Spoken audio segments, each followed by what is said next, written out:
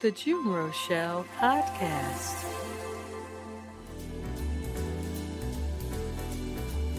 In today's podcast, we're going to explore the experience of being in the lion's den.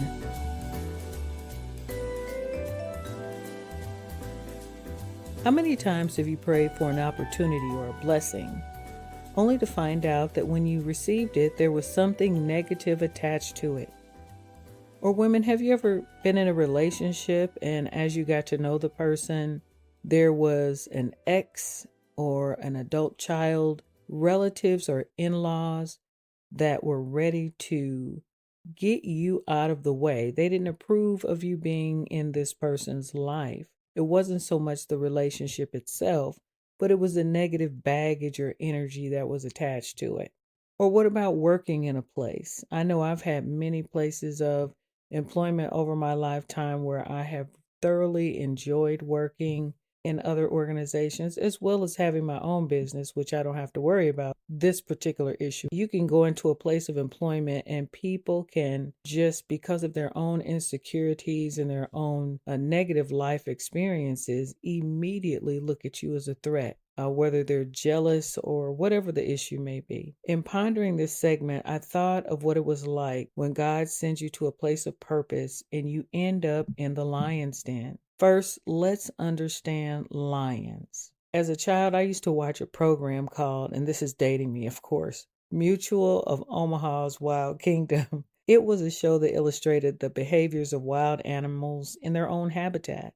There were others on TV then and now, such as The Crocodile Hunter, featuring that Aussie Steve Irwin, and of late the series Planet Earth that highlights the animal kingdoms all over the world, both on land, in the air, and in the sea. In studying lions for this podcast, there were a few characteristics that I learned, and just stay with me because I'm going somewhere. I already knew from watching these programs that lions run in prides, but normally I never saw any more than maybe a lioness and a couple of cubs. But I found out that lions run in generations, and the numbers can range from 3 up to 40. They meet in large groups to share a meal or to attack and eat prey. Remember that. They may start out in small groups, but they gather together when it comes to attacking and consuming prey. In these prides or these packs, they are almost always run by the females. According to National Geographic, the male lion is around, but mostly bonds and travels with other male lions, and that's for life. Now, what are other things that we know about lions? They roar. Their roar is loud and it is, stop a person in their tracks. Their presence is intimidating and can strike up fear, whether it's a single lion or a pack of lions. Their bite is deadly and the claws catch, trap, and rip the skin right down to the bones. There are times when you probably feel like you're surrounded by lions, female lions that seem to be hunting you, wanting to hurt you, wanting to chase you, wanting to scare you, or have you worried about something, and sitting back in the tall grass, stalking your every move, waiting for that opportunity where they can harm you, literally. Go with me to the story of Daniel. If you feel like you are being hunted, if you feel like you are being persecuted, if you feel like you're being picked on and picked out simply because you are gifted, you're intelligent, you're beautiful, you dress nice, you're educated, all those wonderful blessings that God can give you that really make other people turn into packs of lions trying to chase you down. In the book of Daniel, chapter 6, is about a man who believed in God and was appointed by a king to be an administrator or let's say a bookkeeper, a director, or a manager. And we know that most appointments come by God through a man or a woman. There were certain men, we can call them lions with no teeth, that were jealous of Daniel and didn't want him around. Have you ever been appointed to a position or a role In a workplace where a group or a family dynamic just seemed off, they would not accept you, not receive you, and prevented themselves from even liking you. This group felt that way about Daniel. They didn't like his good character. And so, what they did, they were so jealous of him and his relationship with the king that they made a law that would put him at odds with his character. And his character was to pray to his God. And they knew this. And so they went to the king. And I always watch people. You got to watch people who just flatter people. It is a maneuver of manipulation.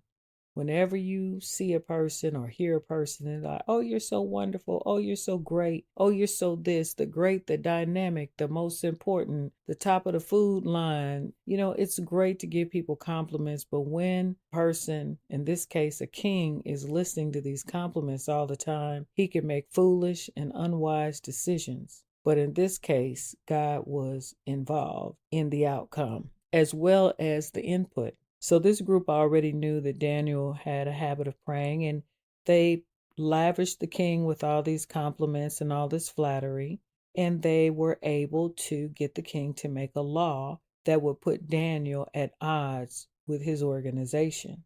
Now, once the group tricked the king, they said, hey, you made this law and Daniel is breaking it. We're only supposed to pray to you, and Daniel's praying to his God. Being that this was a law that was broken, it was a new law designed to trap Daniel, to trick and trap Daniel. He was thrown into the lion's den. Now, at the top, we learned about the lions and what they do. So imagine he's going into this den and they're crouched down, they're ready to pounce, they're roaring, they're salivating, they're digging their claws into the ground just for that moment when they're thinking they're going to rip him to shreds. While Daniel was in that den, angels came in there with him and shut the mouths of the lions. Now, notice the lions weren't made to disappear, the lions weren't slaughtered. Their presence was still there, their presence was still surrounding Daniel.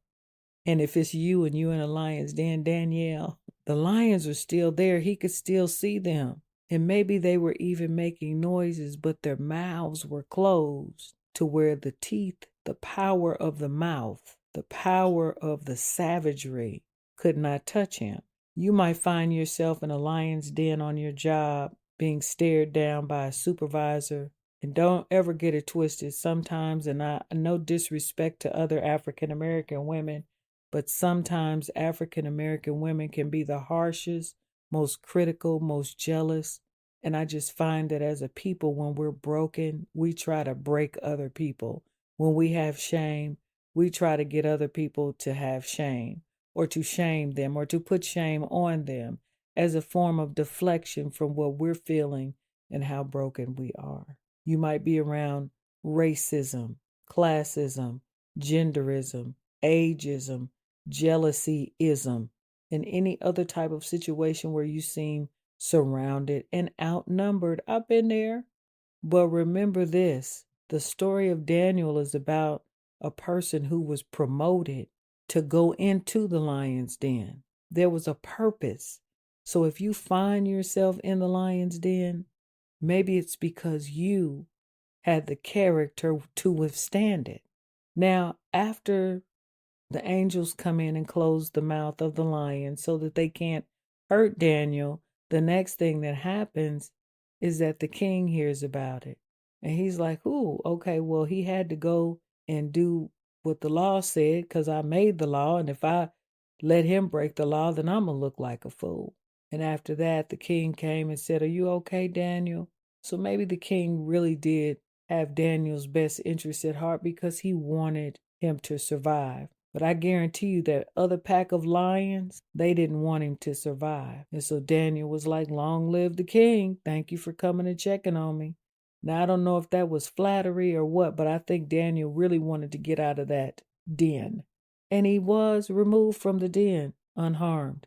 And all those lions, all those backbiters, all those jealous people, all those haters, not only were they put into the lion's den, but so were their spouses and their children. Be very, very careful the way you look at people that come for you, because this particular passage of scriptures show that a person with ill will towards a person who doesn't deserve it, if anyone deserves it, a person or people or a group that put ill will on someone else who has a pure heart or is wanting to do things God's way, it can turn out bad for not only that person, but for their spouse and their children.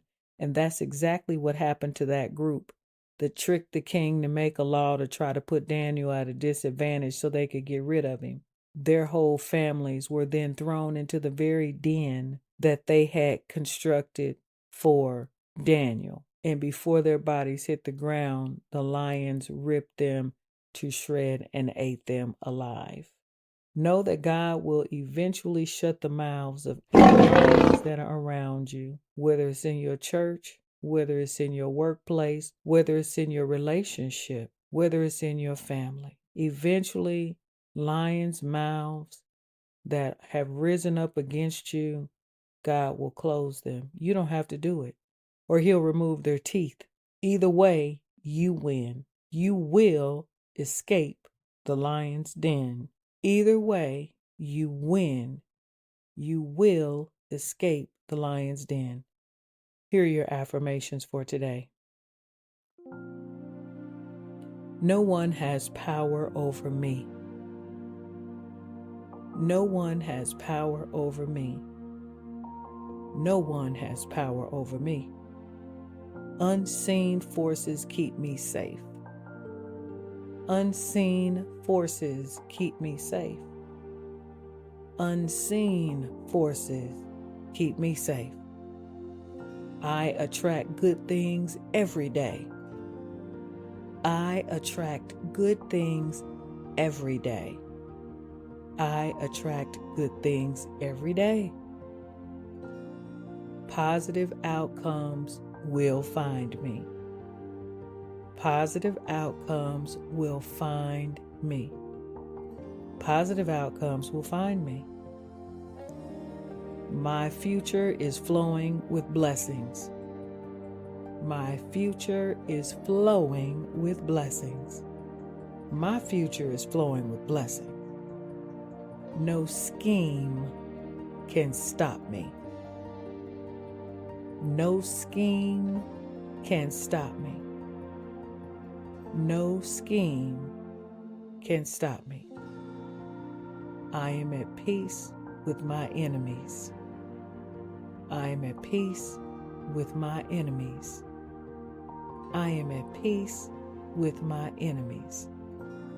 I am blessed. I am blessed. I am blessed. Thank you so much for tuning into the June Rose Show podcast, and this is the series Affirmations for African American Women. You have a wonderful day. Remember, you are blessed. I'm your host, June Rochelle. The June Rochelle Podcast.